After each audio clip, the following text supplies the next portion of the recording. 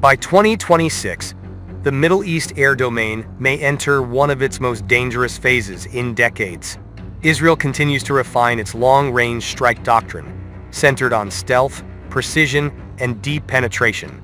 At the same time, Iran is racing to harden its skies quietly, upgrading air defense networks, designed not just to survive an Israeli airstrike, but to deny air superiority altogether. The critical question is this: can Iran's evolving air defense architecture realistically challenge Israel's F-35 centric strike capability by 2026?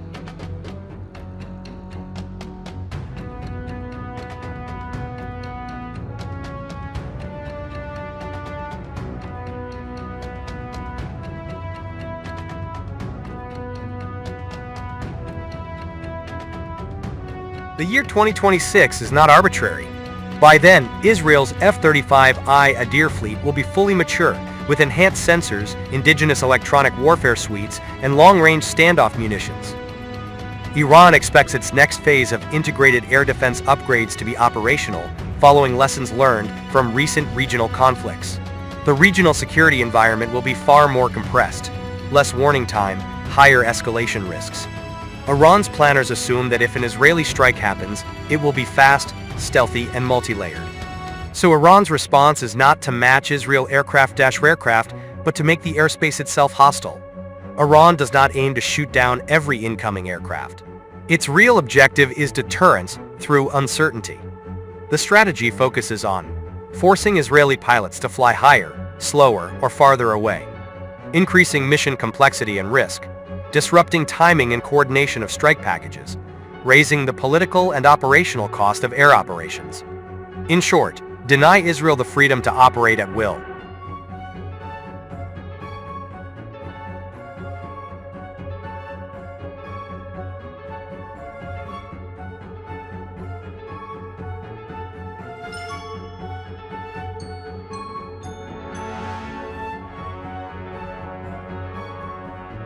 Core systems powering Iran's upgrades, long-range SAM evolution. Iran has expanded and diversified its long-range surface-to-air missile layers, indigenous systems inspired by earlier Russian designs, extended range interceptors optimized for high-altitude targets, improved seekers with better resistance to jamming. While not equal to Western systems in raw sensor fusion, they compensate with numbers, redundancy, and mobility. Radar and sensor integration. The most significant upgrades are not missiles, but sensors. Iran is deploying multi-band radars, VHF, UHF, X-band, to counter stealth shaping, passive detection systems that track emissions rather than radar reflections, distributed radar nodes designed to survive initial strikes. This is critical because stealth aircraft like the F-35 are optimized against specific radar bands, not invisibility itself. Command, control, and AI assistance. Iran is moving towards semi-automated battle management, faster threat classification, shorter sensor-to-shooter timelines, improved handoff between radar, EW, and missile units.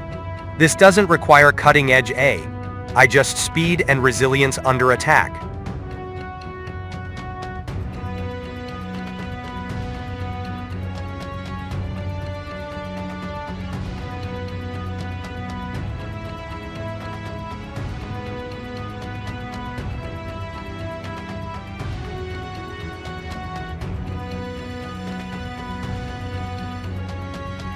Iran places enormous emphasis on electronic warfare, viewing it as the great equalizer. Capabilities reportedly include GPS disruption over wide areas, data link interference, radar spoofing and decoys, cyber-assisted electronic attacks.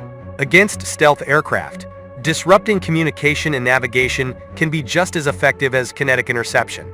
Israel's F-35s remain formidable, but Iran's upgrades change the equation.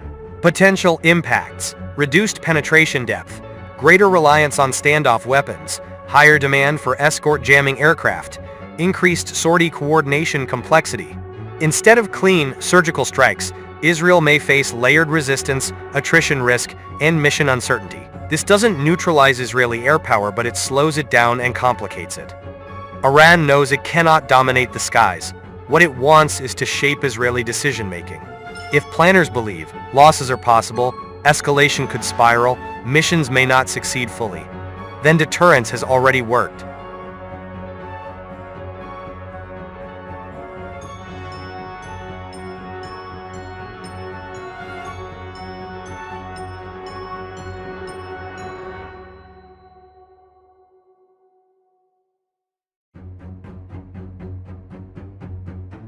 By 2026, Iran's air defense network is unlikely to completely stop an Israeli airstrike, but it can fundamentally alter the risk calculus.